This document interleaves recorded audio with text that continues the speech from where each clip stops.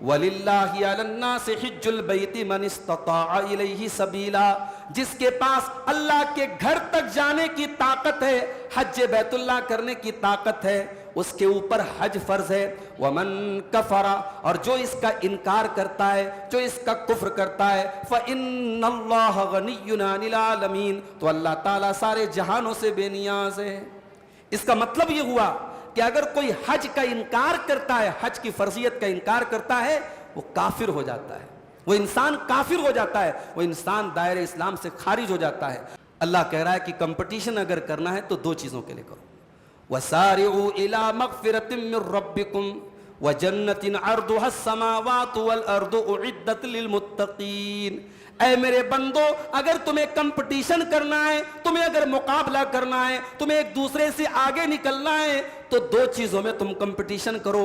اِلَىٰ مَغْفِرَةٍ مِّن رَّبِّكُمْ، پہلی چیز تو اس بات کی کوشش کرو کہ اللہ تبارک و تعالیٰ تمہارے گناہوں کو معاف فرما دے، تمہاری غلطیوں کو معاف کر دے، اور دوسری چیز وَجَنَّةٍ، اللہ تعالیٰ کی جنت کو حاصل کرنے کے لیے کمپٹیشن کرو۔ کیسی جنت؟ عَرْضُهَا السَّمَاوَاتُ وَالْأَرْضُ، جس جنت کی چوڑائی آسمانوں اور زمین کے برابر ہے، اُعِدَّتْ لِلْمُتَّقِينَ، اور جو جنت متقیوں کے لیے تیار کی گئی ہے۔ الحمدللہ رب العالمین والعاقبۃ للمتقین والصلاة والسلام علی سید الانبیاء والمرسلین نبینا محمد وعلی آلہ وصحبہ اجمعین ومن تبعہم بإحسان الی یوم الدین، اما بعد۔ محترم حضرات، قرآن کریم کے چوتھے پارے کی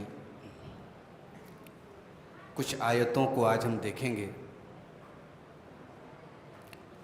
چوتھے پارے کی پہلی آیت، اللہ تبارک و تعالیٰ نے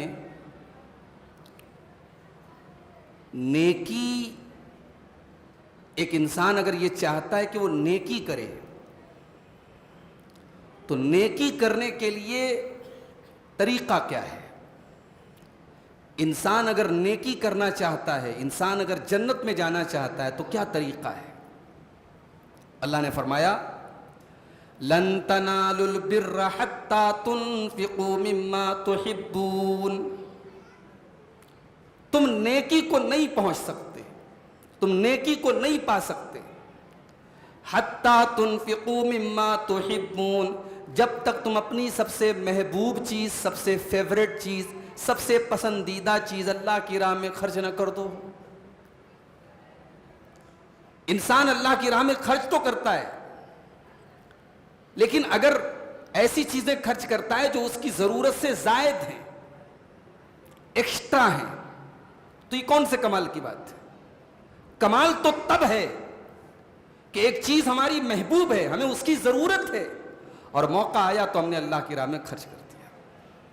تو نیکی اس کو کہتے ہیں۔ اگر جنت میں جانا ہے تو موقع پڑنے پر اپنا سب سے محبوب مال اللہ کی راہ میں خرچ کر دو۔ لن تنالوا البر، تم نیکی کو نہیں پا سکتے، حتی تنفقوا مما تحبون، جب تک تم اپنی سب سے محبوب چیز اللہ کی راہ میں خرچ نہ کر دو۔ وما تنفقوا من شیء وما تنفقوا من شیء فإن اللہ بہ علیم، اور جو کچھ بھی تم خرچ کرتے ہو اللہ کو خوب معلوم ہے۔ ایک صحابی تھے ابو طلحہ انصاری رضی اللہ تعالیٰ، بہت پیسے والے تھے، بہت مال والے تھے۔ ان کے پاس ایک باغ تھا، کھجوروں کا بہت بڑا باغ تھا، اور بڑا خوبصورت باغ تھا۔ اس میں چاروں طرف کھجوروں کے باغات تھے، بیچ میں نہر جاری تھی۔ اس زمانے کی کروڑوں کی پراپرٹی تھی ان کا وہ باغ، اور یہ باغ جو تھا اس کا نام تھا بیروحا۔ اللہ کے رسول صلی اللہ علیہ وسلم کبھی کبھار اس باغ میں جاتے تھے، کھجور کھاتے تھے اور نہر کا ٹھنڈا ٹھنڈا پانی پیتے تھے۔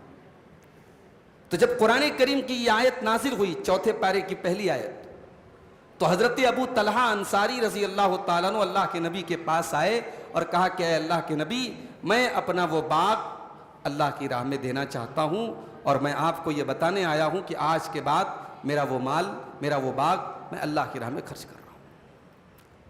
ایک منٹ کے لیے, ایک پل کے لیے بھی حضرت ابو طلحہ نے یہ نہیں سوچا کہ اتنا بڑا مال ہے, اتنی بڑی پراپرٹی ہے, ساری زندگی کی میری سب سے بڑی کمائی ہے. قرآن کی آیت نازل ہوئی, لن تنالوا البر حتى تنفقوا مما تحبون. ابو طلحہ انصاری نے کہا کہ اے اللہ کے نبی, میں اپنا وہ باغ اللہ کی راہ میں دے رہا ہوں. اللہ کے رسول نے فرمایا کہ اے ابو طلحہ, یہ تو بڑا قیمتی مال ہے, اتنا بڑا باغ تم اللہ کی راہ میں دے رہے ہو؟ آپ نے بڑی حیرت سے فرمایا. اس کے بعد اللہ کے رسول نے فرمایا کہ میری رائے یہ ہے کہ آپ اپنا یہ باغ اپنے رشتہ داروں میں جو ضرورت مند ہے, جو غریب ہیں, ان کو آپ دے دیں. چنانچہ حضرت ابو طلحہ رضی اللہ تعالیٰ عنہ نے اپنا وہ باغ اپنے غریب رشتہ داروں کو دے دیا. اس سے یہ بھی پتہ چلا کہ جب ہم صدقہ کریں, خیرات کریں, تو اپنے رشتہ داروں میں جو ضرورت مند ہیں ان کو ہم پریفر کریں, ان کو ترجیح دیں, پہلے ان کو دینے کی ہم کوشش کریں. اس کے بعد خانہ کعبہ کی فضیلت بیان کی گئی. خانہ کعبہ کا کیا مقام ہے؟ ان اول بیت وضع للناس للذی ببکہ مبارکا وہدی للعالمین. سب سے پہلا جو گھر اللہ تعالیٰ کی عبادت کے لیے روئے زمین پر بنایا گیا, یہ وہی گھر ہے جس کا نام خانہ کعبہ ہے, جو بکہ میں بنایا گیا. بکہ یہ مکہ کا دوسرا نام ہے. مکہ کا ایک نام بکہ ہے, اور مکہ کا نام بکہ کیوں پڑا؟ بکہ کے معنی عربی میں وہ جگہ جہاں انسان کو رونا آ جائے, جہاں انسان کی آنکھوں سے آنسو آ جائے. اور آج بھی دنیا کے بڑے بڑے مجرم, بڑے چھٹے چھٹے بدماش, دنیا کے بڑے قاتل, مجرم, لٹیرے, اس گھر کی یہ خاصیت ہے, اس گھر کا یہ کمال ہے کہ جب اس گھر کے پاس جاتے ہیں اپنے آنسوؤں پر اختیار نہیں رکھ پاتے. انسان کتنا بھی بڑا گنہگار ہو, اس گھر کے اندر اللہ نے ایسی تاثیر رکھی ہے, جب انسان کی پہلی نظر پڑتی ہے اللہ کے اس گھر کے اوپر, انسان کو اپنے آنسوؤں پر اختیار نہیں ہوتا ہے. ان اول بیت وضع للناس, سب سے پہلا جو گھر اللہ تعالیٰ کی عبادت کے لیے بنایا گیا, للذی ببکہ, یہ وہی گھر ہے جو بکہ شہر میں, جو مکہ شہر میں, مبارکا وہدی للعالمین, اور یہ گھر بڑی برکت والا گھر ہے. یہ خانہ کعبہ برکت والا گھر ہے, ہر اعتبار سے برکت. اس گھر میں, اس خانہ کعبہ کے پاس ایک نماز کا ثواب 1,00,000 نماز کے برابر ہے. وہ ایسی جگہ ہے 24/7 طواف ہوتا رہتا ہے, اللہ کا ذکر ہوتا رہتا ہے, اللہ کی عبادت ہوتی رہتی ہے. پھر وہ جگہ ایسی ہے, ہزاروں سال پہلے جب حضرت ابراہیم علیہ السلام نے اپنے بیٹے اسماعیل کو اور اپنی بیوی ہاجرہ کو جب وہاں چھوڑا تھا, تو وہ جگہ کیسی تھی میرے بھائی؟ وہ جگہ کیسی تھی؟ وہاں کلاک ٹاور نہیں تھا, وہ بڑی بڑی بلڈنگیں نہیں تھیں, وہاں آج کی طرح کا خوشحال مکہ نہیں تھا. وہ تو ایسی جگہ تھی کہ ابراہیم علیہ السلام جب اپنے بیوی بچے کو چھوڑ کے جانے لگے تو کیا دعا کرتے ہیں؟ ربنا انی اسکنت من ذریتی بواد غیر ذی زرع عند بیتک المحرم. اے اللہ, میں اپنے بچوں کو, اپنی بیوی بچوں کو ایسی جگہ چھوڑ کے جا رہا ہوں جہاں ایک اناج کا دانہ بھی پیدا نہیں ہوتا. اس جگہ آج نہ پانی کی کمی ہے, نہ پھلوں کی کمی ہے, دنیا کے سارے پھل آپ کو وہاں مل جائیں گے. تو وہ برکت والی جگہ ہے, وہ ہدی للعالمین, اور ساری کائنات کی ہدایت کا مرکز ہے. ساری دنیا والوں کا قبلہ اللہ تعالیٰ نے اس خانہ کعبہ کو بنا دیا. دنیا کے کسی کونے میں مسلمان جب نماز پڑھتا ہے تو اسی خانہ کعبہ کو اپنا ڈائریکشن بناتا ہے, اسی کو اپنا قبلہ بناتا ہے. وہ ہدی للعالمین, وہ ساری کائنات کی ہدایت کا مرکز بھی بنا دیا گیا. فیہ آیات بینات, اور اس خانہ کعبہ کے پاس اللہ تعالیٰ کی کھلی ہوئی نشانیاں ہیں. مقام ابراہیم, وہاں پہ مقام ابراہیم ہے, وہاں پہ وہ پتھر بھی ہے جہاں ابراہیم علیہ السلام نے کھڑے ہو کر کے خانہ کعبہ بنایا تھا. اس گھر کے پاس اللہ کی بے شمار نشانیاں ہیں. انسان اگر غور کرے تو قدم قدم پر وہاں اللہ تعالیٰ کی توحید کے نشان اس کو ملیں گے, اللہ کی عظمت کے نشان اس کو ملیں گے. من دخلہ کان آمنا, اور اس خانہ کعبہ کی, اس شہر مکہ کی ایک خاص بات یہ ہے کہ جو وہاں چلا گیا اس کو امن حاصل ہو گیا. اپنے باپ کے قاتل کو بھی دیکھنے کے بعد بیٹا اس قاتل کو قتل نہیں کرتا تھا. یہ خانہ کعبہ کا احترام تھا, یہ حرم کا احترام تھا, یہ مسجد حرام کا احترام تھا. وَمَن دَخَلَهُ كَانَ آمِنًا, جو اس میں داخل ہو گیا ومن دخلہ کان آمنا، جو اس میں داخل ہو گیا اس کو اللہ تعالیٰ فرماتا ہے کہ ہم نے امن اور شانتی دے دی۔ وَلِلَّهِ عَلَى النَّاسِ حِجُّ الْبَيْتِ مَنِ اسْتَطَاعَ إِلَيْهِ سَبِيلًا، اور جس کے اوپر استطاعت ہے، جس کے پاس کیپیسٹی ہے، جس کے پاس طاقت ہے، اس کے اوپر فرض ہے اس گھر کا حج کرنا۔ بڑے افسوس کی بات ہے، آج بہت سارے لوگ ایسے ہیں، بہت پیسہ ہے ان کے پاس، حج نہیں کرتے۔ پوچھو کیوں نہیں کرتے؟ ارے صاحب کیا بتائیں، بڑی ذمہ داریاں ہیں میرے کندھے پر، بیٹی کی شادی کرنا ہے، مکان بنانا ہے، بیٹے کو جاب دلانا ہے۔ یہ بہانے آپ کے حج نہ کرنے کے۔ اگر آپ کے پاس مال ہے اور اتنا مال ہے کہ آپ آسانی سے حج کر کے آ سکتے ہیں، آپ کے بال بچوں کو کوئی دقت نہیں ہوگی، آپ کے اوپر حج فرض ہے۔ اور میں نے دیکھا ہے کہ جو لوگ یہ جھوٹے بہانے بنا کر حج کو کینسل کر دیں گے، صاحب ہم بعد میں کریں گے، ایک وقت ایسا آتا ہے کہ موت کا فرشتہ ان کے پاس آ جاتا اور وہ حج نہیں کر پاتے۔ ایک وقت ایسا بھی آتا ہے کہ وہ حج کرنا چاہتے ہیں، پیرالائزڈ ہو گئے، اپاہج ہو گئے، ویل چیئر پہ چلنے لگے، مجبور ہو گئے، بستر پر گئے، اور پھر ان کے دل میں درد پیدا ہوتا ہے کہ کاش میں نے جوانی میں حج کر لیا ہوتا، کاش میں نے طاقت رہتے ہوئے حج کر لیا ہوتا۔ تو یہ جھوٹے ایکسکیوز مت بناؤ میرے بھائی، اگر حج کرنے کی طاقت ہے جوانی میں حج کرو۔ کیوں ڈرتے ہو؟ بعض لوگ اس لیے ڈرتے ہیں کہ صاحب حج کر لیں گے حاجی صاحب ہو جائیں گے، بڑا اپنے آپ کو مینٹین کر کے رکھنا پڑے گا، نماز کی پابندی کرنی پڑے گی، دین پر چلنا پڑے گا۔ یہ بھی بالکل غلط بات ہے، دین پر تو آپ کو ایسے بھی چلنا چاہیے، نماز کی پابندی تو ایسے بھی کرنی چاہیے۔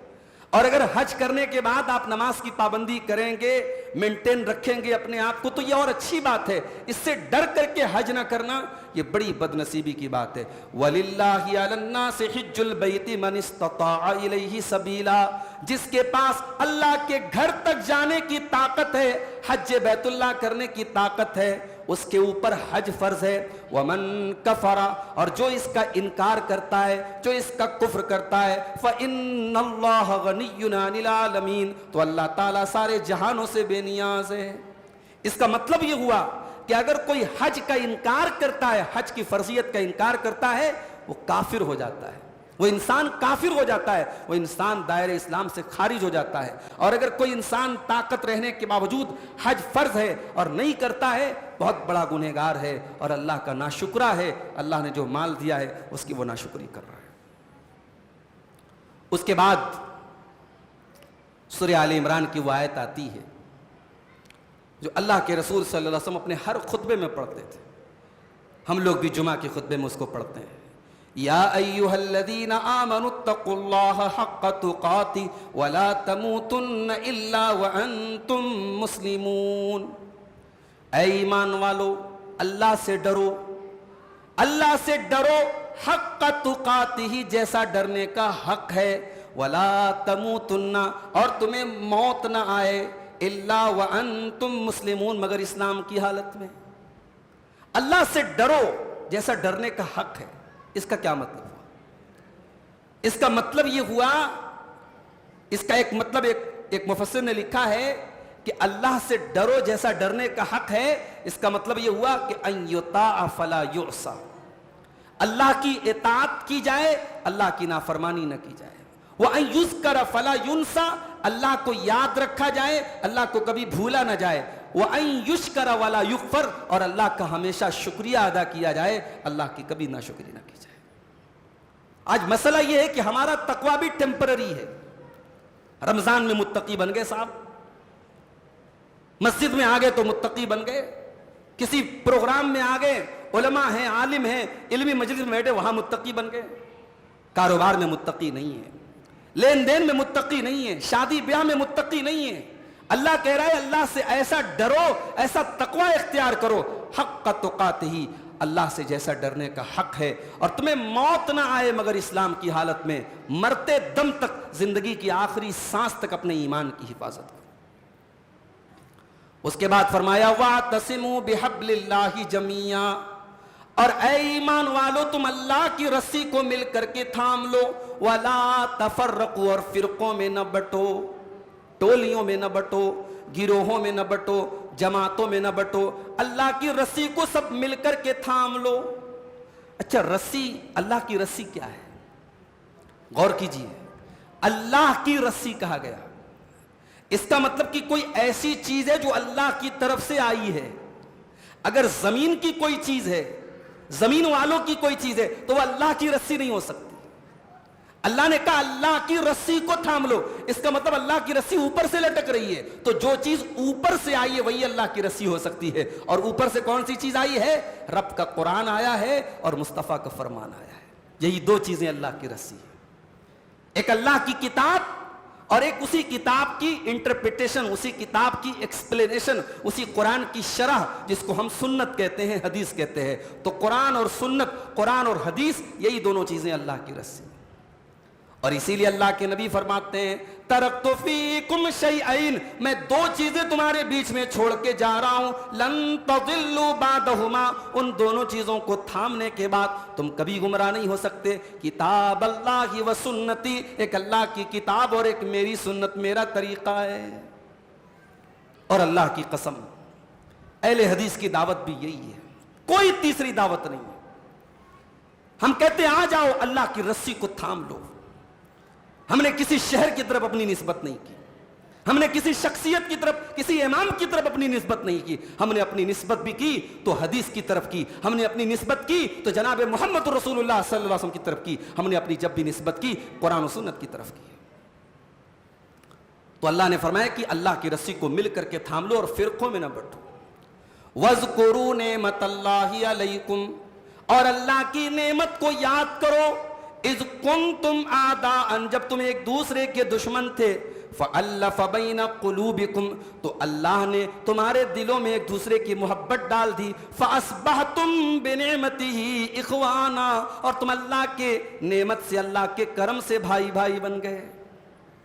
ذرا اسلام کے پہلے کی تاریخ آپ اٹھا کے دیکھیے، عرب کی چھوٹی چھوٹی باتوں پر وہ لڑا کرتے تھے، چھوٹے چھوٹے میٹر پر 40 برس جنگیں ہوا کرتی تھی، اور اللہ کے نبی نے آ کر کے کتنی محبت پیدا کر دی، ایسی محبت پیدا کر دی کہ مکہ کے مہاجر جب مدینہ پہنچے، نبی نے ایک آدمی کا نام لے کے کہہ دیا کہ یہ مکہ کا مہاجر ہے، یہ مدینہ کا انصاری ہے، یہ دونوں بھائی بھائی ہیں، پہلے سے کوئی رشتہ نہیں ہے، پہلے سے کوئی بلڈ ریلیشن نہیں ہے، کوئی خون کا رشتہ نہیں ہے، نبی نے ایک زبان پر بھائی بھائی بنا دیا، اور اس رشتے کو نبی کے صحابہ نے ایسا نبھایا میرے بھائیوں کہ پوری انسانی تاریخ میں اس کی مثال نہیں ملتی۔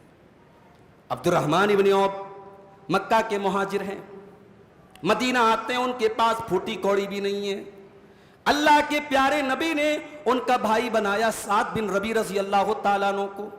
سعد بن ربی پیسے والے آدمی تھے، انہوں نے کہا عبد الرحمن یہ میرا مال ہے، یہ میری پراپرٹی ہے، یہ میرے کھجوروں کے باغات ہیں، آ جاؤ، اللہ کے رسول نے تمہیں میرا بھائی بنایا ہے، اے عبد الرحمن میں اپنے سارے مال کو، ساری پراپرٹی کو 2 حصوں میں بانٹ دیتا ہوں، آدھا تم لے لو، آدھا میں لے لیتا ہوں۔ اے عبد الرحمن تم مدینہ میں نئے آئے ہو، تمہیں شادی کرنے میں، تمہیں رشتہ کرنے میں بھی مسئلہ آئے گا، پریشانی آئے گی۔ اے عبد الرحمن میری 4 بیویاں ہیں، تم کسی ایک بیوی کو پسند کر لو، میں طلاق دے دیتا ہوں، اور عدت گزارنے کے بعد تم اس سے نکاح کر لینا۔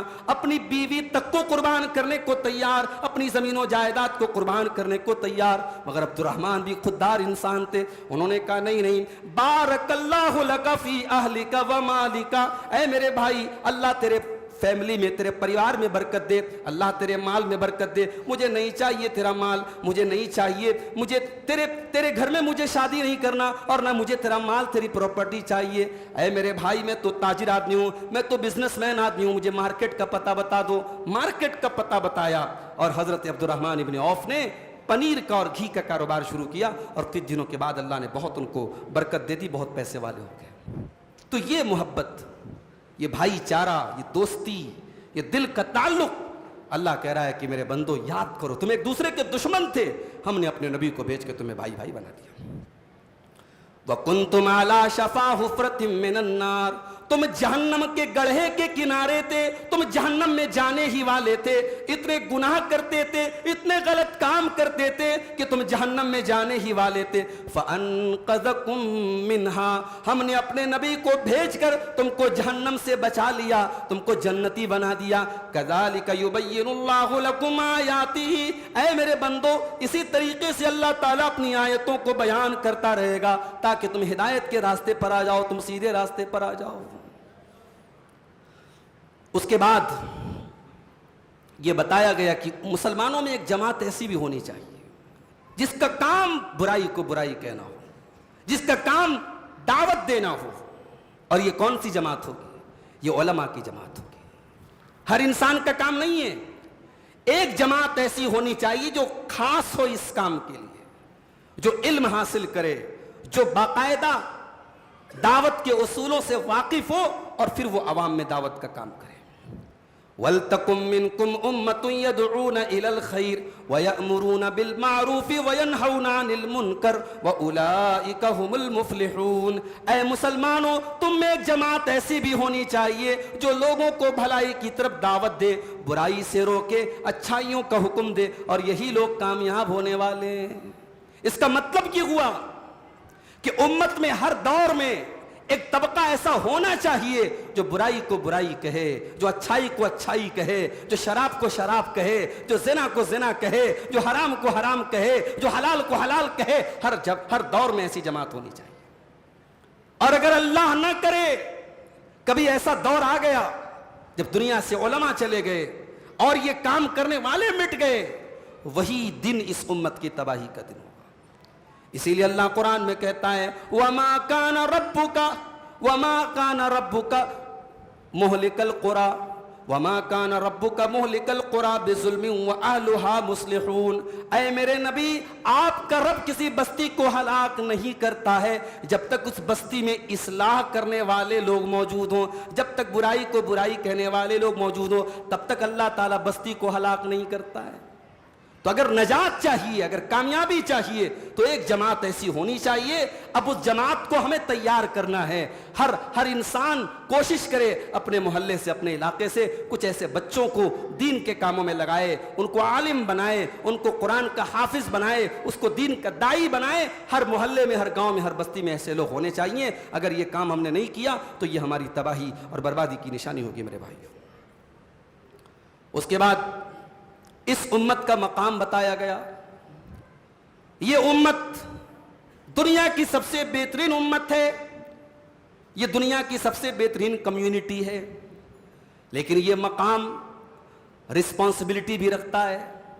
اگر اللہ تعالیٰ نے ہم کو دنیا کی سب سے بہترین امت بنایا ہے تو ہمارے کندھوں پر اللہ تعالیٰ نے کچھ رسپانسبلٹی بھی ڈالی ہے، کچھ ذمہ داری بھی ڈالی ہے۔ فرمایا کنتم خیر امت اخرجت للناس تأمرون بالمعروف وتنہون عن المنکر وتؤمنون باللہ۔ اے مسلمانوں، تم دنیا کی سب سے بہترین امت ہو، لیکن کان کھول کر کے سن لو، اخرجت للناس، تمہیں انسانیت کو کچھ دینے کے لیے پیدا کیا گیا ہے۔ تمہارے وجود کے ذریعے، تمہاری ذات کے ذریعے انسانیت کو کچھ ملنا چاہیے۔ دنیا کو یہ لگنا چاہیے کہ ہاں یہ مسلمانوں کی بستی ہے، یہ مسلمانوں کا علاقہ ہے، ان کے ذریعے انسانیت کا فائدہ ہو رہا ہے، ان کے ذریعے دنیا کا بھلا ہو رہا ہے۔ اخرجت للناس، تم انسانیت کو کچھ دینے کے لیے بنائے گئے ہو۔ تامرون بالمعروف، تم نیکیوں کا حکم دیتے ہو، وتنہون عن المنکر، اور برائیوں سے روکنے کا کام کرتے ہو، وتؤمنون باللہ، اور تم اللہ کے اوپر ایمان رکھتے ہو۔ دنیا کی ساری قومیں اللہ کو ماننے کا دعویٰ کرتی ہیں، مگر اللہ کو صحیح طریقے سے ماننا، اللہ کی توحید کے ساتھ ماننا، اللہ کی ذات پر ایمان رکھنا، اللہ کی صفات پر ایمان رکھنا، اللہ پر ویسا ایمان رکھنا جیسا اللہ کو چاہیے، ویسا ایمان اگر کوئی رکھتا ہے تو سچا مسلمان رکھتا ہے۔ اسی لیے اللہ نے کہا وَتُؤْمِنُونَ بِاللَّهِ، تم دنیا کی بہترین امت ہو کیونکہ تم اللہ کے اوپر ایمان رکھتے ہو۔ اس کے بعد یہودیوں کی کارستانیاں بیان کی گئی کہ یہودی وہ خبیث قوم ہے جس نے اپنے نبیوں کو قتل کیا۔ یہ وہ خبیث لوگ ہیں جو بے ایمان ہیں، سود کھاتے ہیں اور امانت میں خیانت کرتے ہیں۔ اللہ تعالیٰ نے یہودیوں کے یہ کارنامے بیان کیے، ان کے جرائم بیان کیے۔ یہ سب بیان کرنے کے بعد اللہ تعالیٰ نے ایک عجیب بات بیان کی، فرمایا لیسوا سواء لیسو سوا، یہ سارے اہل کتاب، یہ سارے یہودی برابر نہیں ہیں. من اہل الکتاب امۃ قائمۃ یتلون آیات اللہ آناء اللیل وہم یسجدون. انہی اہل کتاب میں ایسے بھی لوگ ہیں جو راتوں کو اللہ کی بارگاہ میں سجدہ کرتے ہیں، جو اللہ کی آیتوں کی تلاوت کرتے ہیں، جو اللہ سے ڈرا کرتے ہیں، جن کے دل میں اللہ کا خوف ہے. اللہ اکبر. یہ اللہ تبارک و تعالیٰ کا انصاف دیکھو میرے بھائی. قرآن کریم میں اللہ یہودیوں کا جرم بیان کر رہا ہے. اور یہودی کون ہے؟ وہ قوم ہے جو اللہ کو گالی دیتی تھی، وہ قوم ہے جو اللہ کو برا بھلا کہتی تھی، جس نے عیسیٰ علیہ السلام کو قتل کرنے کی کوشش کی، جس نے زکریا علیہ السلام کو قتل کیا، جس نے یحییٰ علیہ السلام کو قتل کیا. یہ وہ قوم تھی. مگر اللہ تبارک و تعالیٰ ایک اصول بتا رہا ہے کہ سب کو ایک لاٹھی سے ہانکنا یہ مسلمان کا شیوا نہیں ہونا چاہیے. یہودیوں میں بھی اچھے لوگ بھی تھے، ان میں ایماندار لوگ بھی تھے، ان میں اللہ سے ڈرنے والے بھی لوگ بھی تھے. جب اللہ نے یہودیوں کے جرائم بیان کیے اور اہل کتاب کی کارستانی بیان کی تو قرآن کی یہ آیت بھی اللہ نے نازل کی کہ سب برابر نہیں ہیں. ان میں وہ لوگ بھی ہیں جو راتوں کو اللہ کی آیتوں کی تلاوت کرتے ہیں.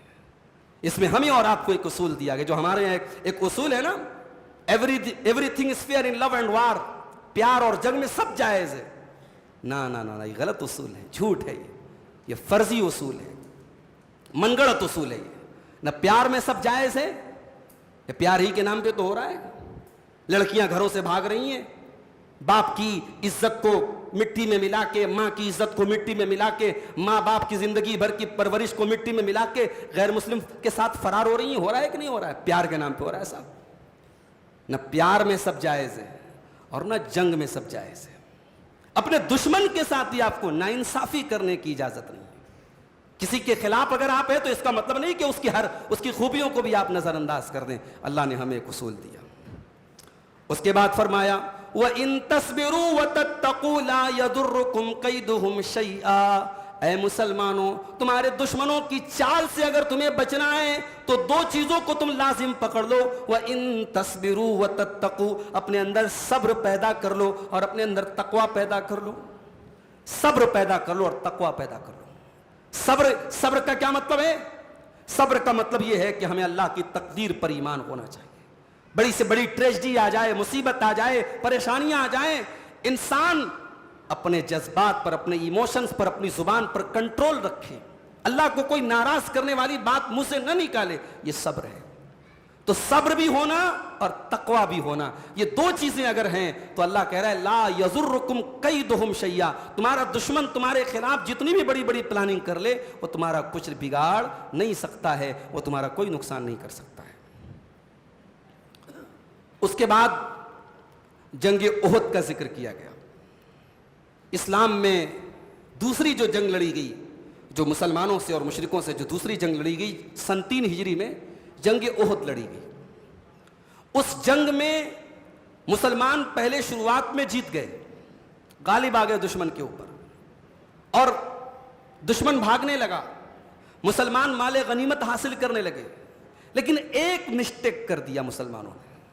اللہ کے نبی صلی اللہ علیہ وسلم نے احد کے میدان میں پیچھے کی طرف ایک پہاڑی تھی، اس پہاڑی کے اوپر 50 صحابہ کرام کو تعینات کیا تھا کہ کچھ بھی ہو جائے تمہیں یہاں سے نہیں ہٹنا ہے. جب مسلمان جنگ جیت گئے اور مال غنیمت کو حاصل کرنے لگے تو وہ جو 50 صحابہ وہاں موجود تھے ان میں آپس میں اختلاف ہونے لگا کہ اب ہمیں کیا کرنا چاہیے. کچھ لوگوں نے کہا کہ اب اللہ کے نبی کا حکم کینسل ہو گیا، اب تو ہم جنگ جیت گئے، اب ہمیں چلنا چاہیے میدان جنگ میں. کچھ نے کہا نہیں، نبی کا حکم تھا، ہمیں یہی رہنا چاہیے. تو 50 میں سے 40 لوگ چلے گئے وہاں، اس پہاڑی کو چھوڑ کے چلے گئے، صرف 10 لوگ باقی بچے. جب مشرکین بھاگنے لگے تو مشرکین کے کمانڈرز میں سے کمانڈر تھے جن کا نام خالد بن ولید تھا، جو ابھی مسلمان نہیں ہوئے تھے. اور یہ میرا یہ جملہ نوٹ کر لیجئے کہ خالد بن ولید وہ کمانڈر ہیں کہ اسلام لانے کے پہلے بھی اور اسلام لانے کے بعد بھی جس فوج کے کمانڈر خالد بن ولید تھے وہ فوج کبھی ہاری نہیں ہے. یہ ریکارڈ رہا ہے حضرت خالد بن ولید کا. اسی لیے دنیا کے ٹاپ 10 کمانڈرز میں اور دنیا کے ٹاپ 10 ویریئرز میں حضرت خالد بن ولید کا نام آتا ہے، جس نے یعنی جنگ کے اپنے ایک اصول اور جنگ کی اپنی ایک اسٹریٹجی بتائی تھی انہوں نے. خالد بن ولید واپس جا رہے تھے. ان کی نظر اسی پہاڑی کے اوپر پڑی، وہ ویک پوائنٹ تھا مسلمانوں کا، وہاں سے پیچھے سے حملہ کیا جا سکتا تھا مسلمانوں پر۔ انہوں نے دیکھا کہ وہ پورشن تو خالی ہے، وہاں 10 لوگ موجود ہیں، انہوں نے اپنے ساتھیوں کو اکٹھا کیا اور حملہ کیا، وہ 10 صحابہ بیچارے شہید ہو گئے، اور اس کے بعد پورا جنگ کا پانسا پلٹ گیا اور مسلمان ایک جیتی ہوئی جنگ ہار گئے۔ اب سورہ آل عمران میں اللہ تبارک و تعالیٰ نے اس جنگ میں ہارنے کے بعد 70 صحابہ شہید ہو گئے، اللہ کے نبی زخمی ہو گئے اور چہرے سے خون بہ رہا ہے، دانت ٹوٹ گئے اللہ کے نبی کے، سب کچھ ہوا، مگر اللہ تبارک و تعالیٰ نے کہاں کہاں مسلمانوں کی کمی تھی، کہاں کہاں ان کو اپنی اصلاح کرنی چاہیے، وہ تمام باتیں سورہ آل عمران کے اندر اللہ تعالیٰ نے بیان کی۔ اور جب اللہ تعالیٰ نے یہ ساری باتیں بیان کی تو ایک حکم یہ بھی دیا، یا ایھا الذین آمنوا لا تاکلوا الربا اضعافا مضاعفا، اے ایمان والو تم سود نہ کھانا، تم بیاج نہ کھانا، تم بڑھا چڑھا کر کے سود نہ کھانا، واتقوا اللہ، اور اللہ سے ڈرتے رہنا، لعلکم تفلحون، تاکہ تم کامیاب ہو جاؤ۔ اس جنگ کے میدان میں سود سے بچنے کا اللہ حکم کیوں دے رہا ہے؟ اللہ یہ بتا رہا ہے کہ تقویٰ کا حکم ہم تم کو دے رہے ہیں۔ تقویٰ کا تعلق صرف جنگ کے میدان سے نہیں ہے، تقویٰ کا تعلق صرف مسجد کی نماز سے نہیں ہے، تقویٰ کا تعلق تمہاری کمائی سے اور تمہارے کاروبار سے بھی ہے۔ مسلمانوں، اب آئندہ زندگی میں طے کر لو کہ سود اور بیاج کا لین دین نہیں کرنا ہے اور گناہوں سے اپنے آپ کو بچانا ہے، تبھی اللہ تم کو کامیاب کرے گا۔ اس کے بعد کمپٹیشن کرنے کا حکم دیا گیا۔ آج ہمارے یہاں بھی کمپٹیشن ہوتا ہے، ہمارے پڑوسی نے 5 لاکھ کی گاڑی لے لی تو ہم 10 لاکھ کی گاڑی کیسے لے گے بھائی، ہمارا نام اس کے نام سے اوپر کیسے ہوگا؟ فلاں کے بچے نے انجینئرنگ پڑھ لی، ڈاکٹر بن گیا، انجینئر بن گیا، ہمارا بیٹا کیسے ڈاکٹر بنے، ہم اس کے برابر کیسے ہو جائیں؟ ہوتا ہے نا کمپٹیشن، زمین کو لے کے ہو رہا ہے، جائیداد کے لیے ہو رہا ہے، پراپرٹی کے لیے ہو رہا ہے۔ اللہ کہہ رہا ہے کہ کمپٹیشن اگر کرنا ہے تو 2 چیزوں کے لیے کرو، وَسَارِعُوا إِلَى مَغْفِرَةٍ مِّن رَبِّكُمْ وَجَنَّةٍ عَرْضُهَا السَّمَاوَاتُ وَالْأَرْضُ أُعِدَّتْ لِلْمُتَّقِينَ۔ اے میرے بندو، اگر تمہیں کمپٹیشن کرنا ہے، تمہیں اگر مقابلہ کرنا ہے، تمہیں ایک دوسرے سے آگے نکلنا ہے تو 2 چیزوں میں تم کمپٹیشن کرو۔ اِلَى مَغْفِرَةٍ مِّن رَبِّكُمْ، پہلی چیز تو اس بات کی کوشش کرو کہ اللہ تبارک و تعالیٰ تمہارے گناہوں کو معاف فرما دے، تمہاری غلطیوں کو معاف کر دے، اور دوسری چیز وَجَنَّةٍ، اللہ تعالیٰ کی جنت کو حاصل کرنے کے لیے کمپٹیشن کرو۔ کیسی جنت؟ عَرْضُهَا السَّمَاوَاتُ وَالْأَرْضُ، جس جنت کی چوڑائی آسمانوں اور زمین کے برابر ہے، اُعِدَّتْ لِلْمُتَّقِينَ، اور جو جنت متقیوں کے لیے تیار کی گئی ہے۔ جنت تیار ہے، جنت از آلریڈی پریپیئرڈ، جنت ایسا نہیں کہ فیوچر میں بنے گی، جنت تیار ہے، اُعِدَّتْ لِلْمُتَّقِينَ، جنت متقیوں کے لیے تیار کر دی گئی ہے۔ اب متقی کون لوگ ہیں؟ الذین ينفقون فی السراء والضراء، متقی وہ لوگ ہیں جو خوشحالی میں بھی خرچ کرتے ہیں اور بدحالی میں بھی خرچ کرتے ہیں، جن کا کاروبار اچھا چلتا ہے تب بھی اللہ کی راہ میں دیتے ہیں، اور کاروبار میں مندی آ جاتی ہے تب بھی اللہ کی راہ میں دیتے ہیں، جن کے اوپر اچھا دور آتا ہے تب بھی اللہ کی راہ میں خرچ کرتے ہیں، اور پریشانی کا دور آتا ہے تب بھی جتنا بن پڑتا ہے اللہ کی راہ میں خرچ کرتے ہیں۔ بھائی ہمارے پاس اللہ کا دیا سب کچھ ہے اور ہم اللہ کی راہ میں دے رہے ہیں، یہ بہت کمال کی بات نہیں۔ کمال کی بات تو یہ ہے کہ ہم ایک مڈل کلاس آدمی ہیں، ہمارے پاس بڑی خوشحالی نہیں ہے، مگر ہم سے جو بن پڑتا ہے اللہ کی راہ میں جب ضرورت پڑتی ہے ہم دل کھول کے خرچ کرتے ہیں۔ اللہ نے کہا یہ ہے متقی لوگوں کی پہچان۔ الذین ينفقون فی السراء والضراء، جو خوشحالی میں بھی خرچ کرتے ہیں اور پریشانی میں بھی خرچ کرتے ہیں، والکاظمین الغیظ، اور غصے کو پی جایا کرتے ہیں۔ یہ نہیں کہا کہ غصہ نہیں آتا ہے، غصہ تو آئے گا نا، انسان ہے تو غصہ آئے گا، کبھی بیٹے پر غصہ آ گیا، کبھی بیوی پر غصہ آ گیا، کبھی دوست پر آ گیا، کبھی اپنے ملازم پر آ گیا، غصہ آ گیا، مگر غصے کو کنٹرول کر جاتے ہیں، غصے کو کنٹرول کر جاتے ہیں، غصے کو پی جاتے ہیں۔ اسی لیے اللہ کے نبی صلی اللہ علیہ وسلم فرماتے ہیں سب سے بڑا پہلوان وہ ہے جو غصے کو کنٹرول کر لے، جو غصے پر قابو پا لے۔ والعافین عن الناس، اور جو لوگوں کو معاف کر دیا کرتے ہیں، لوگوں کی غلطیوں کو معاف کر دیا کرتے ہیں، واللہ یحب المحسنین، اور اللہ تعالیٰ ایسے ہی نیک لوگوں کو پسند کرتا ہے، والذین اذا فعلوا فاحشۃ او ظلموا انفسهم، اور اللہ کے متقی بندے وہ ہوتے ہیں جب ان سے کوئی غلط کام ہو جاتا ہے یا وہ اپنی جان کے اوپر ظلم کر لیتے ہیں، ذکروا اللہ فاستغفروا لذنوبہم، وہ اللہ کو یاد کرتے ہیں اور اپنے گناہوں کی معافی مانگتے ہیں، ومن یغفر الذنوب الا اللہ، اور اللہ اگر معاف نہیں کرے گا تو کون معاف کرے گا، ولم یصروا علی ما فعلوا وهم یعلمون، اور اپنے گناہوں پر وہ ڈٹے نہیں رہتے، اپنے گناہوں پر جمے نہیں رہتے، بلکہ توبہ کر لیتے ہیں، معافی مانگ لیتے اللہ سے۔ تو یہ پہچان ہے متقی لوگوں کی۔ اس کے بعد قرآن کریم کی وہ آیت ہمارے سامنے آتی ہے، جب اللہ کے رسول کا انتقال ہوا اسی آیت کو پڑھا تھا ابو بکر صدیق نے، اور صحابہ کہتے ہیں ہمیں ایسا لگ رہا تھا کہ آج پہلی مرتبہ ہم قرآن کی آیت سن رہے ہیں۔ وما محمد الا رسول، محمد تو ایک رسول ہیں، افئن مات، اگر ان کو موت آ جائے، او قتلا، یا وہ شہید کر دیے جائیں، انقلبتم علی اعقابکم، تو کیا تم اپنی ایڑیوں کے بل پلٹ جاؤ گے، ومن ینقلب علی عقبیہ، اور جو اپنی ایڑیوں کے بل پلٹ جائے گا، جو اسلام کو چھوڑ دے گا، مرتد ہو جائے گا، فلن یضر اللہ شیئا، وہ اللہ کا کچھ بھی بگاڑ نہیں سکتا۔ جنگ احد میں ایک ایسا بھی موقع آیا تھا جب یہ افواہ اڑ گئی کہ مسلمانوں کے نبی قتل کر دیے گئے، اللہ کے رسول قتل کر دیے گئے۔ جب یہ افواہ اڑی تو بعض صحابہ نے اپنی تلوار پھینک دی، کہا کہ جب اللہ کے رسول ہی دنیا سے چلے گئے تو اب کس کے لیے لڑیں گے، کیوں لڑیں گے ہم؟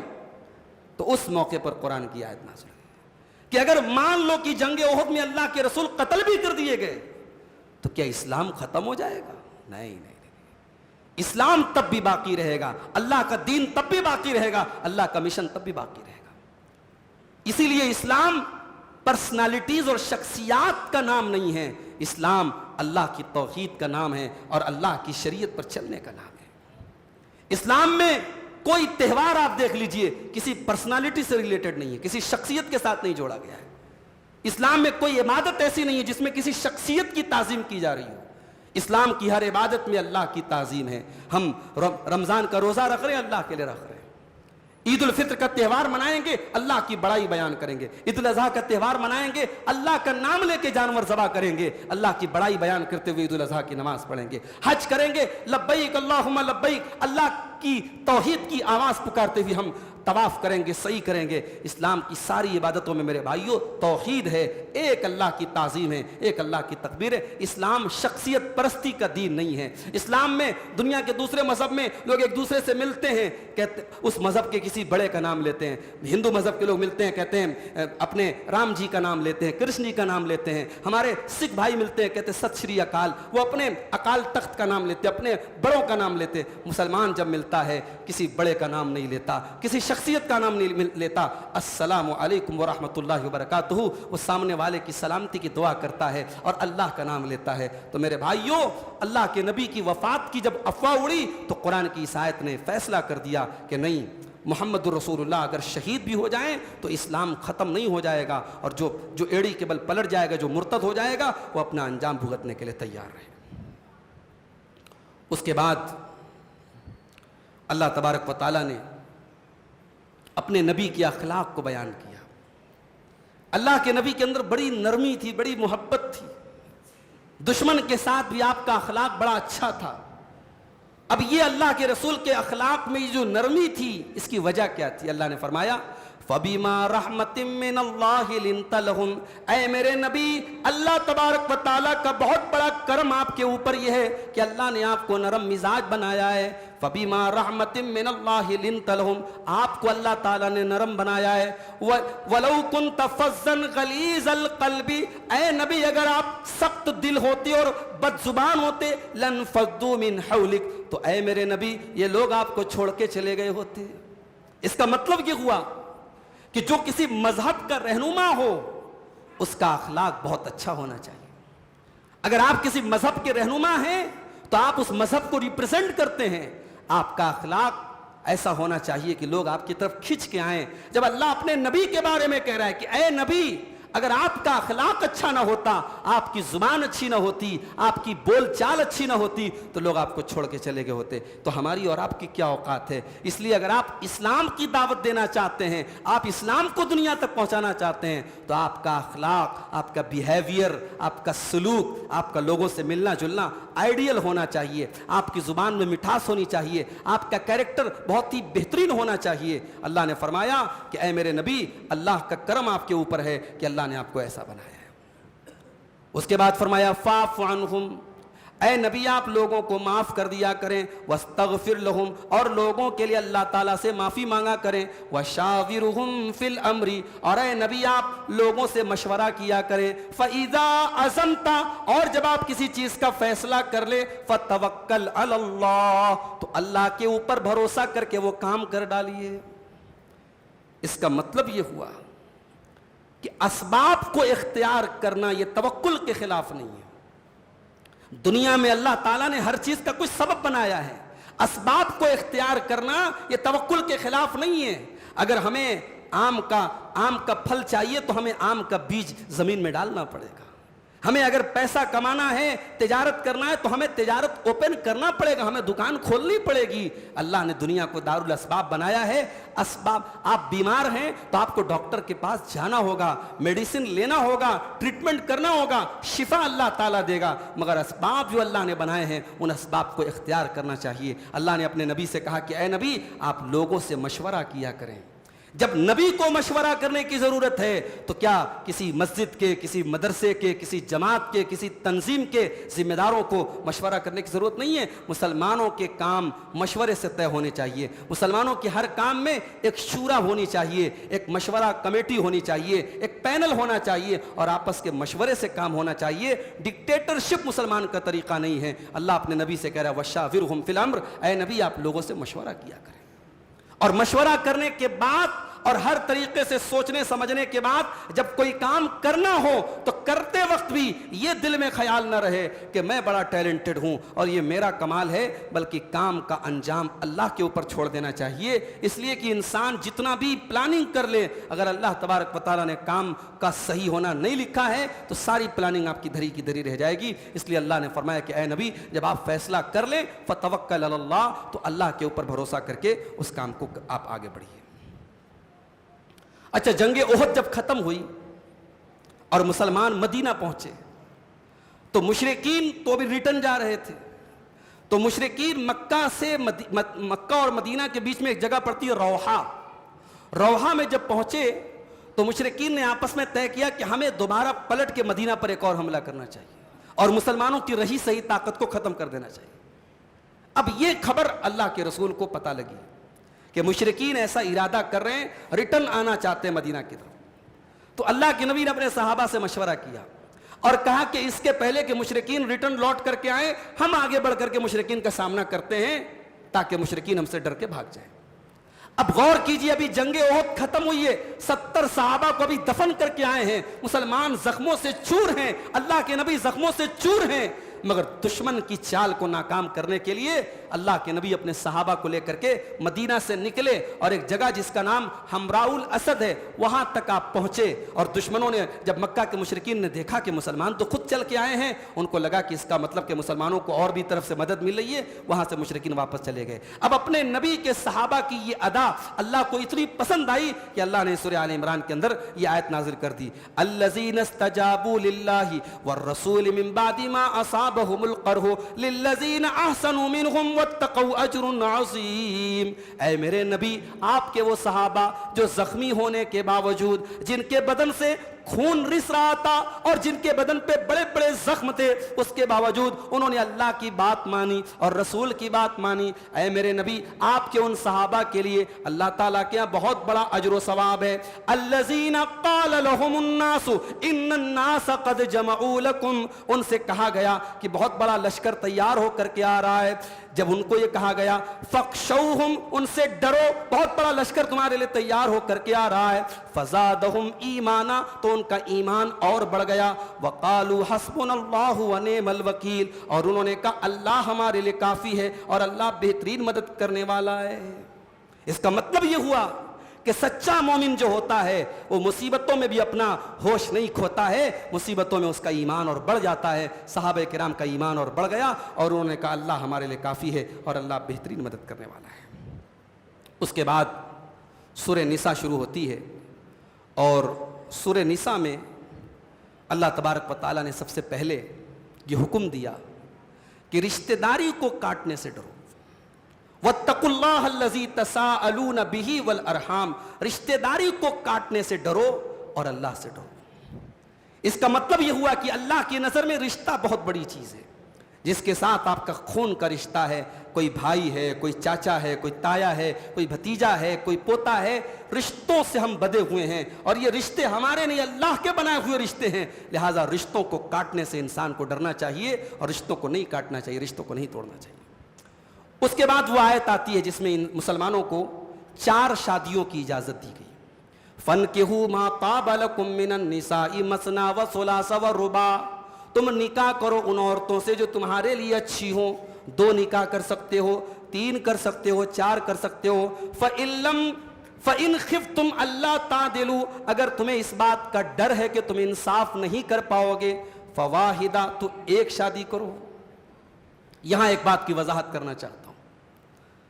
کل اتفاق سے انسٹاگرام پر ایک ویڈیو سامنے آیا، ہمارے پڑوسی ملک میں ایک انجینئر صاحب ہیں، ان کا ایک ویڈیو سامنے آ گیا۔ ہمارے بہت سارے نوجوان بڑا فالو بھی کرتے ہیں ان کو، انجینئر صاحب کو، ان کو یہ لگتا ہے کہ صاحب یہ وہ بات بتاتے جو علماء نہیں بتاتے۔ تو ان سے کسی نے پوچھا، انٹرویو لینے والے نے، کہ انجینئر صاحب یہ بتائیے کہ اسلام میں شادی کا کیا معاملہ ہے؟ تو انہوں نے کہا بھائی اسلام میں شادی تو ایک ہی ہے، 4 کی اجازت ہے، شادی ایک ہے۔ اور اس کے بعد میں کمنٹ دیکھ رہا تھا تو خاص طور سے خواتین کے کمنٹ آ رہے تھے کہ یہ پہلا مولوی ہے جو عورتوں کے حق میں بول رہا ہے، اور یہ بالکل صحیح بات بول رہا ہے۔ ایک خاتون کا تو کمنٹ یہاں تک میں نے دیکھا، انہوں نے کہا کہ میں تو فلاں مفتی صاحب کو سن کر کے اسلام سے بیزار ہو گئی تھی، انجینئر صاحب کا بہت بہت شکریہ کہ ان کو سننے کے بعد اب اسلام سے میرے اندر محبت پیدا ہو رہی ہے۔ یعنی کیا مینٹیلٹی ہم کیا بنا رہے ہیں میرے بھائی؟ اگر ہمارے ماحول میں ایک سے زیادہ شادیوں کا رواج نہیں ہے، یا ہمارے گھر کی جو حالت ہے، ہماری فیملی کی جو سچویشن ہے، وہ ہمیں اجازت نہیں دیتی کہ ہم ایک سے زیادہ شادی کریں، تو اس کا مطلب یہ ہے کہ ایک سے زیادہ شادی حرام ہو گئی، اور ہم اسلام کی ایک غلط انٹرپریٹیشن دنیا کے سامنے پیش کریں۔ قرآن کریم کی اس آیت میں اللہ تبارک و تعالیٰ جب نکاح کا ذکر کر رہا ہے تو پہلے 2 کا ذکر کر رہا ہے کہ تم نکاح کرو 2 عورتوں سے، 3 عورتوں سے، 4 عورتوں سے۔ اگر تم ڈرو کہ تم انصاف نہیں کر پاؤ گے تو 1 سے کرو۔ آج بہت سارے سو کالڈ اسکالر یہ ثابت کرنے کی کوشش کرتے ہیں کہ صاحب اسلام میں نکاح تو صرف ایک ہے، 4 کی اجازت ہے۔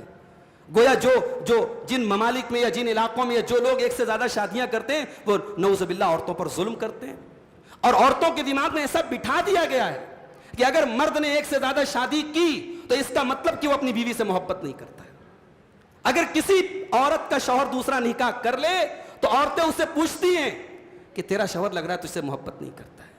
میرے بھائیوں، ہم سماج کو کہاں لے کے جا رہے ہیں؟ آج حالات یہ ہیں، ہر تیسرے شادی شدہ انسان کے ایکسٹرا میریٹل افیئر ہیں۔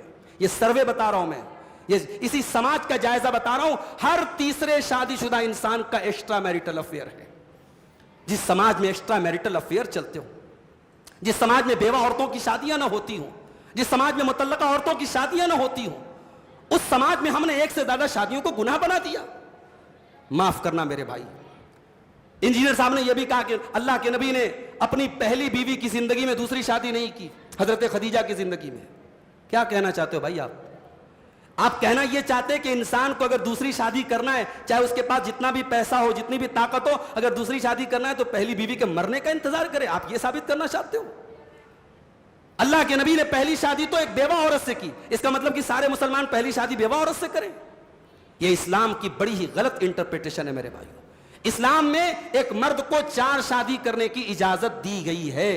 اگر وہ ایک سے زیادہ شادی کرنا چاہتا ہے، جسمانی اعتبار سے فائنینشلی اس کے پاس طاقت ہے، وہ کر سکتا ہے۔ اگر اس کے حالات اجازت نہیں دیتے نہ کرے، مگر ایک سے زیادہ شادیوں کو گناہ سمجھنا، یہ میرے بھائیوں اور عورتوں کو خاص طور سے میں کہنا چاہتا ہوں کہ اگر آپ کے دل و دماغ میں کہیں یہ بیٹھا ہے کہ صاحب اسلام میں ایک سے زیادہ شادی کا حکم دے کر کے ہم عورتوں کے ساتھ بڑی ناانصافی کی گئی ہے. اگر یہ آپ کے دماغ میں کہیں چل رہا ہے, اس کیڑے کو باہر نکال دو. یہ کیڑا آپ کو اسلام سے دور کر رہا ہے, یہ آپ کو کفر کی طرف لے کے جا رہا ہے, ارتداد کی طرف لے کے جا رہا ہے. ٹھیک ہے, آپ کے سماج میں شادی نہ ہو ایک سے زیادہ, میں اس پر آپ کو ابھار نہیں رہا ہوں. میں کسی سے یہ نہیں کر رہا ہوں آپ ایک سے زیادہ شادی کرو.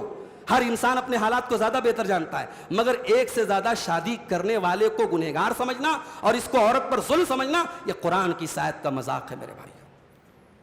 بڑی عجیب بات ہم سماج کی دیکھتے ہیں. اسی سماج میں نے دیکھا 50 سال کا بوڑھا اگر اس کی بیوی مر جائے, 50 سال کا بوڑھا اگر دوسری شادی کرنا چاہے تو سماج کہتا ہے صاحب اس بوڑھے کو شادی کرنے کی کیا ضرورت ہے؟ کیا اس 50 سال کے بوڑھے کی ساری ضرورتیں اس کی بیٹیاں پوری کر دیں گی؟ ساری ضرورتیں اس کی بہویں پوری کر دیں گی؟ یقین کریں میرے بھائیوں, اسی سماج میں 50-60 سال کے وہ لوگ جن کی بیویوں کا انتقال ہو جاتا ہے اور سماج نے حرام کر دیا ہے ان کے اوپر دوسری شادی کرنا, وہ غلط راستے اپناتے ہیں. ایسے واقعات بھی میرے سامنے آئے ہیں کہ وہ لوگ جانوروں تک کے ساتھ بدفعلی کرتے ہیں اور جانوروں تک کے ساتھ غلط کام کرتے ہیں. ایسے واقعات ہمارے سامنے آ چکے ہیں. سماج کو کہاں لے کے جا رہے ہیں؟ کتنی مطلقہ عورتیں ہیں, کتنی بیوہ عورتیں ہیں. سماج کہتا ہے صاحب اب اس کی شادی کرنے کی کیا ضرورت ہے؟ اس کے پاس بچہ ہے, سماج کہتا ہے صاحب یہ عورت بچے کے سہارے زندگی گزار لے گی. معاف کرنا, یہ دنیا کا سب سے بڑا جھوٹ ہے. ایک جوان عورت جس کے اپنے جذبات, اپنی خواہشات ہیں, جس کے جسم کی اپنی ضرورت ہے, آپ کے سماج کے ان جھوٹے اصولوں نے اس عورت کی جوانی کو برباد کیا ہے, اس عورت کی زندگی کو برباد کیا ہے. اور آج کتنی بیوہ عورتیں ہیں اور مطلقہ عورتیں ہیں جو غلط راستوں کو اپنا رہی ہیں. اس لیے میرے بھائیوں, اسلام کی منمانی انٹرپریٹیشن نہ کی جائے. اور انجینئر علی مرزا جیسے جاہل لوگ جو اسلام کی الف بے سے واقف نہیں, عربی زبان سے واقف نہیں, وہ اسلام کی غلط تشریح کر رہے ہیں اور اسلام کی اپنی منمانی تشریح کر رہے ہیں. یہ جو فیمینزم کا ایک تصور ہے, عورتوں کے حق میں بولنے کا ایک جو مزاج بنا ہے نا, یہ مزاج ہم کو کہیں کہیں قرآن و حدیث سے دور لے کے جا رہا ہے. ہمیں اپنے مزاج کی اصلاح کرنے کی ضرورت ہے. قرآن کی آیت صاف کہہ رہی ہے, اور اللہ کے رسول کے تمام صحابہ نے ایک سے زیادہ شادیاں کی تھیں. تو کیا نعوذ باللہ ان کو نہیں پتا تھا وہ اپنی پہلی بیوی سے محبت نہیں کرتے تھے؟ ان کو نہیں پتا تھا کہ حضرت خدیجہ کی زندگی میں اللہ کے نبی نے دوسری کوئی شادی نہیں کی؟ مجھے کوئی ایک صحابی کا نام حدیث کی سیرت کی کتاب سے لا کے دکھا دو جس نے اپنی پہلی بیوی کے مرنے کا انتظار کیا ہو کہ جب وہ مر جائے گی تب ہم دوسری شادی کریں گے. کیا اسلام کی کیا ہم تشریح کر رہے ہیں میرے بھائی؟ مجھے بہت تکلیف ہوئی اس ویڈیو کو سننے کے بعد. اور قرآن کریم کی جب یہ آیت ہمارے سامنے آئی ہے تو ہم یہ بات واضح کر دیں کہ قرآن نے ہمیں ایک سے زیادہ شادی کرنے کی اجازت دی ہے. مگر ہندوستان کے ماحول میں ایسے بہت ساری چیزیں ہمارے یہاں رائج ہو گئی. جہیز رائج ہو گیا, بارات رائج ہو گئی, شادی بیاہ میں لمبے چوڑے خرچے رائج ہو گئے. ہندوستان کے ماحول میں ایک سے زیادہ شادیوں کا تصور بھی دھیرے دھیرے ختم ہو گیا. اب تو گناہ مانا جاتا ہے. اب تو اگر شوہر نام لے لے تو بیوی کو لگتا ہے یہ مجھ سے محبت نہیں کرتا ہے. تو یہ حالات اور ماحول ہمارے ہندوستان کے پیدا کیے ہوئے ہیں. اسلام کی جہاں تک آپ بات کریں گے, شریعت کی جہاں تک بات کریں گے, شریعت میں اجازت دی گئی ہے. اللہ نے فرمایا فَانْكِحُوا مَا طَابَ لَكُم مِّنَ النِّسَاءِ مَثْنَىٰ وَثُلَاثَ وَرُبَاعَ. 4 شادیوں تک کی اجازت ہے. فَإِنْ خِفْتُمْ, ہاں اگر انصاف نہیں کر سکتے, تمہارے اندر انصاف کرنے کی طاقت نہیں ہے, ایک بیوی پر اکتفا کرو. اس کے بعد آخری بات سورہ یعنی 4 پارے کے لاسٹ میں اللہ تبارک و تعالیٰ نے ان عورتوں کی لسٹ بتائی ہے جن عورتوں سے ہم نکاح نہیں کر سکتے, جن عورتوں سے نکاح کرنا حرام ہے. اس پر انشاءاللہ ہم کل تفصیل سے روشنی ڈالیں گے کہ کن کن عورتوں سے ہم نکاح نہیں کر سکتے. اس میں ایک چیز کا اللہ نے ذکر کیا کہ اپنے باپ کی بیوی سے نکاح نہیں کر سکتے, یعنی اپنی سوتیلی ماں سے نکاح کرنا حرام ہے. عرب میں رائج تھا, باپ کے مرنے کے بعد سوتیلی ماں سے بھی لوگ نکاح کر لیتے تھے. اللہ نے فرمایا وَلَا تَنْكِحُوا مَا نَكَحَ آبَاؤُكُم مِّنَ النِّسَاءِ, خبردار جو عورت تمہارے باپ کے نکاح میں آ گئی اس عورت سے تم کبھی نکاح نہیں کر سکتے. اور اگر کسی نے ایسا کیا تو اللہ نے فرمایا إِنَّهُ كَانَ فَاحِشَةً وَمَقْتًا وَسَاءَ سَبِيلًا, یہ بہت ہی گندا کام ہے اور بہت بڑا گناہ ہے اور بہت غلط راستہ ہے. تو میرے پیارے ساتھیوں, یہ جن عورتوں سے نکاح کرنا حرام ہے یا جن کو محرمات کہا جاتا ہے, 4 پارے کے لاسٹ والی آیت میں ان کا ذکر ہے اور 5ویں پارے کی اسٹارٹنگ میں بھی اس کا ذکر ہے. ہم انشاءاللہ ان عورتوں کے بارے میں کل تفصیل سے آپ کو بتائیں گے. اللہ سے دعا ہے رب العالمین ہمیں ہر معاملے میں کتاب و سنت کی پیروی کرنے کی توفیق عطا فرمائے. آمین. وآخر دعوانا الحمد للہ رب العالمین.